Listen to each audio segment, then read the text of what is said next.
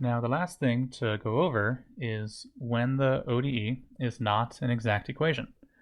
So let's just take this very simple differential equation and test if it's exact. So this is quite small, so the y here is the Mars of x comma y, and it's actually the negative x is the Neptune. So just to put that a little closer, so I have plus, I have negative x, y prime equals 0. It's very important to have the plus there because it's supposed to be Mars of x comma y plus Neptune of x comma y, y prime equals 0. All right, so in this case, our Mars of x comma y is equal to y, and our Neptune of x comma y is equal to negative x. So now we're going to compute the partials. So we have partial Mars, partial y. Okay, well that's partial y applied just to this function y. So that's 1. Then we have partial Neptune, partial x. Well, that's partial x applied to negative x, which is negative 1. And so here's the problem. Partial Mars, partial y equals 1. That's not negative 1, which is partial Neptune, partial x. All right, so pretty much what that says is if we had the f of x comma y equals c, and we made, y plus, put it a little further apart here, negative x y prime equals 0.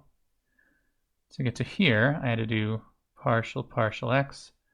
To get to here, I had to do partial y. But then the mixed partials should still agree. I should have partial f, partial squared, partial y, partial x. I'm going this way, partial y. That should equal partial squared f, partial x, partial y, where here to here, that was partial x. But the problem is they're not. So because of this, it means f of x comma y does not exist. All right, so if this function f existed, then if we went on the left side of this diamond versus the right side of this diamond, we should have gotten the exact same answer. The problem is we didn't. This side ended up being negative 1 from here, and this side was positive 1. Positive 1 is not negative 1, so f doesn't exist. And what would end up happening if you tried to find f, so let's go ahead and try that. So I could try going from here to f by taking integral with respect to x. So what if I tried, f of x comma y equals the integral of this piece with respect to x because of the partial derivative with respect to x. So I have y dx. Well, that's going to be x times y plus some function of y, if it works out. But I should also have f of x comma y is equal to the integral of this piece over here, negative x dy, to kind of undo the partial y. But if I do that one, I end up with a negative xy plus g of x.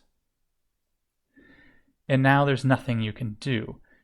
xy and negative xy are never going to agree. But f would have to equal both of these functions. And I can't use h of y to try and make negative xy into h of y because h of y doesn't have any x's. Same thing with the g of x. If I try to somehow put the xy term into g of x, it just doesn't work because there's a y in it. I can't have g of x equals x times y.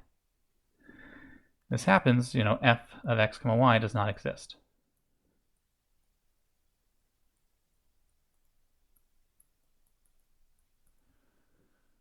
So not all differential equations are exact equations.